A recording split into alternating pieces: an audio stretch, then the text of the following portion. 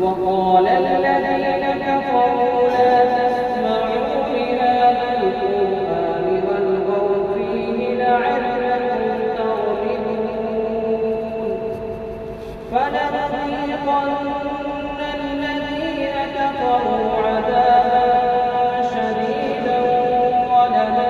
ولنجزينهم أسوأ الذي كانوا يعملون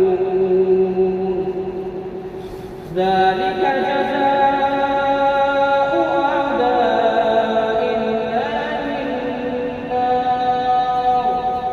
لهم فيها دار الخلد جزاء بما كانوا بآياتنا يجحدون وقال الذين كفروا ربنا